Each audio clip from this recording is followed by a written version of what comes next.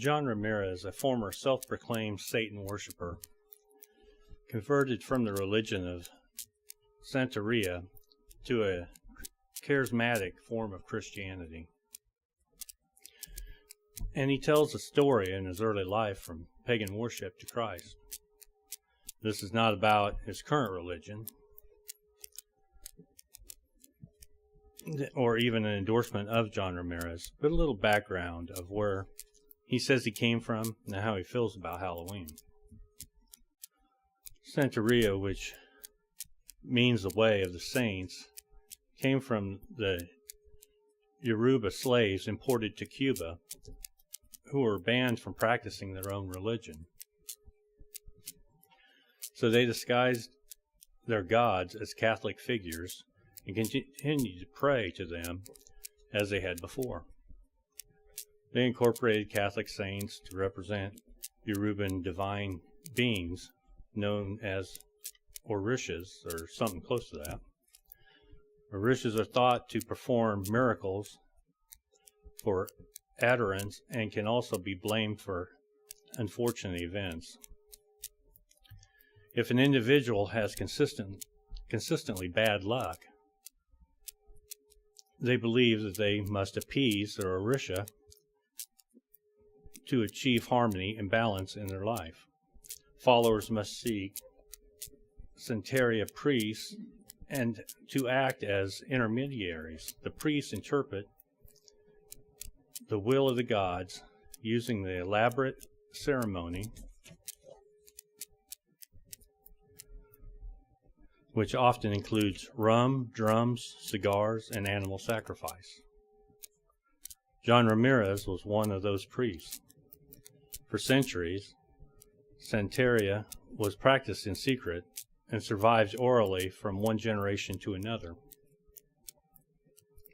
Eventually, it was openly acknowledged, but was criticized by the government as being folksy witchcraft. As many as 80% of Cubans practice it in one form or another.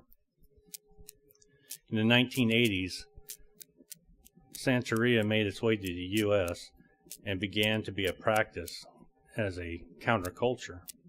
John Ramirez grew up in New York ghetto, where he was initiated at a young age into becoming a priest for Santeria. Sometimes he says he was 8, sometimes he says he was 9, and then one time he said he was 10. But the point is, it was a journey into the dark world of casting spells and witchcraft. John says his mother, who practiced Santeria, took him to a tarot card reading. The lady said in her cards he had 30 days to do a ceremony or become blind. His mother didn't want anything to happen to her son, so she took him to the ceremony. They blindfolded him and bathed him in herbs, while chanting and calling on their 5 main god demons from Santeria. From that moment, John says his life changed.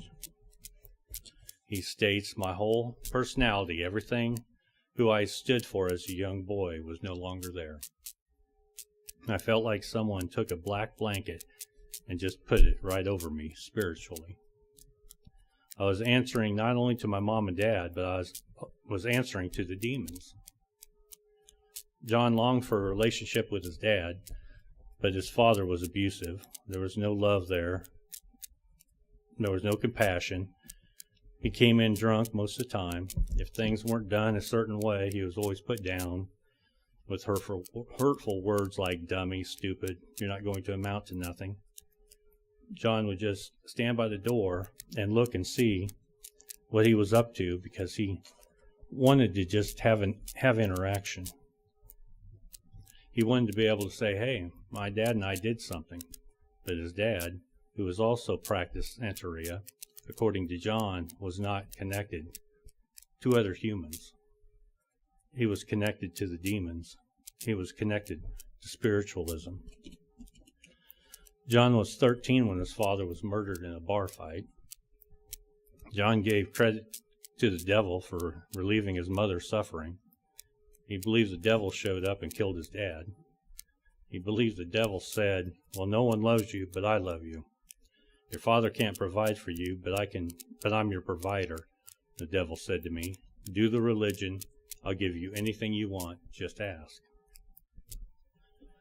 To John, Satan became the father he never had, and John was devoted to him. I light up my candles, spit the rum, I spit the cigarette smoke. Cigarette smoke means power. If I didn't have money for a rooster, I'd cut myself and use my own blood and pour it in. Says John, that the whole atmosphere of the room changed. You know there's something there, and when it's there, you have to address it like a family member. My father, I'm here. What would you like to speak to me about? What is it you want me to do? Eventually, he became involved with a girl who believed in Christ, and he tells of the struggle between the two worlds that defies logic, and how he finally stopped the rituals and removed himself from the association with those who practice Santeria. In a recent article for Charisma News, John Ramirez, who feels he was rescued from the darkness of Satan and the demons, expressed dismay that Christians celebrate Halloween as it honors the devil, and pointed out that the holiday is very special to Satanists. They are aware of the implications and the dark power behind the night. He lamentates that believers can be surprisingly quick to honor the devil. Ramirez speaks of some in the Christian community saying they see no harm in Halloween because they're not performing any demonic rituals or sacrifices. As soon as you dress up, whether you color yourself or put on a costume, don't you know the enemy owns you? By doing so, you have turned over your legal rights and you have dedicated yourself and your kids to celebrating the devil's holiday. You have just made a pact with the enemy, and you are already sacrificing your children spiritually by dressing them up and changing their identity. Ramirez says his heart is saddened when he sees some churches remove the word Halloween and call it Harvest, where the members dress up in costumes and hand out candy. Ken Ham, president of Creation Museum and Ark Encounter, expressed the opinion of most who want to legitimize Halloween as harmless. Before deciding whether their children can celebrate Halloween, parents should ask what the holiday is really about. I think parents should make their own decisions before God as to what they're going to allow their kids to participate in and why. Ham said more and more Christians are recognizing that this is an opportunity to use this time to witness to others. Ham says that church alternatives to Halloween, like trunk-or-treating events, are a good idea for children. That way children get involved in their churches while also having fun. Ham should have stayed with saying parents should ask what this holiday is really all about. I think if they really studied into it, they would side with Ramirez, who stated that even the act of dressing up for this holiday is sacrificing your child spiritually. What about the origin of Halloween? It can be found in a Google search. I just put down a little bit here on Halloween. It says Halloween is an annual holiday celebrated each year on October 31st. It originated with the ancient Celtic festival of Samhain. In the 8th century, Pope Gregory III designated November 1st as a time to honor all saints. All Saints' Day incorporated some of the traditions of Samhain and was celebrated as a hallowed eve before the day, or on the evening of the 31st, and later shortened to Halloween. The Celts marked the end of summer and the harvest as the new year. It was the beginning of the dark, cold winter. The Celts believed that on the evening before the new year began, the boundary between the worlds of the living and the dead became blurred, so ghosts of dead people returning to their earthly dwellings. In addition to causing trouble and damaging crops, Celts thought that the presence of these spirits made it easier for the Druids, or Celtic priests, to make predictions about the future. To commemorate the event, Druids built huge sacred bonfires where the people gathered to burn crops and animals as sacrifices to the Celtic deities. Some evidence exists that they may have human sacrifices too. During the celebration, the Celts wore costumes typically consisting of animal heads and skins, so they would not be recognized by ghosts when they left their homes and harmed by them. In 2002, comedian Drew Carey took a break from his usual comedic style and took a poke at Halloween in front of 2,700 guests for President Bush. He said, "Halloween's another big holiday," he said. "Satanic holiday. Nobody's bothered by that for some reason. You know, fun for the kiddies. I mean, when I was going to church, they always told me that Satan was the evil one, the one you had to watch out for. Watch out for Satan. Then once a year, the whole country goes, hey, let's party with this dude." It's ridiculous. The Bible compares Satan to a ravening, roaring lion seeking to whom they may devour, and we send our children into the middle of it. Why are people so blinded to just how evil this celebration is? Many of us once blinded too, and would have a hard time explaining now why we used to think it was harmless. What does God say to those who think they can turn evil, can use evil to turn people to him? 2 Corinthians 6:14, this is the International Standard. Stop becoming unevenly yoked with unbelievers. What partnership can righteousness have with lawlessness? What fellowship can light have with darkness? Does it sound like we can use the forces of darkness to bring light to the children or to others?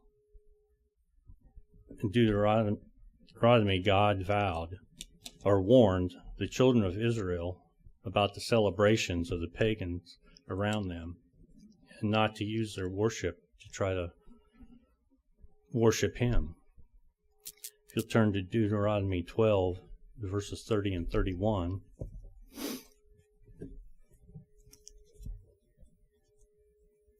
Deuteronomy 12, 30 and 31.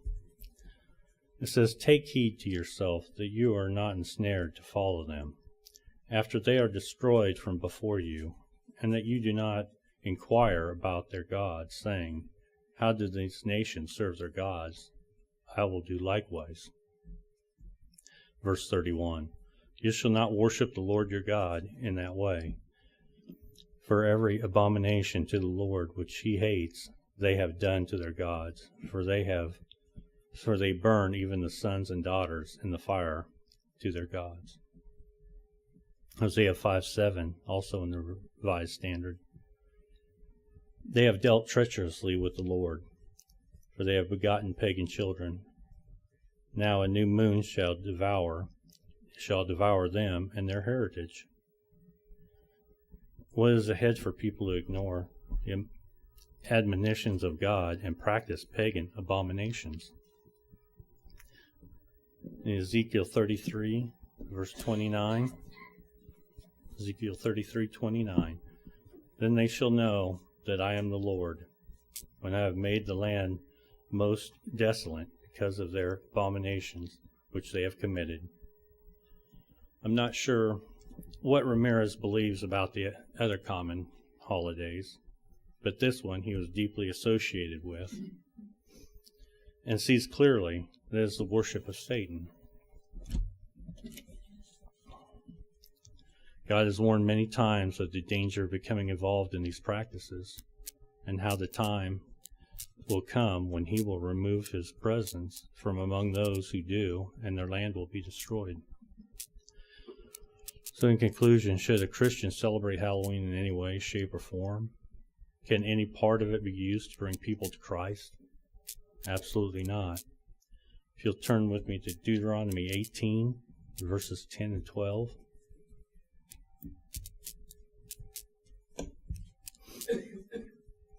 Deuteronomy 18, verses 10 through 12.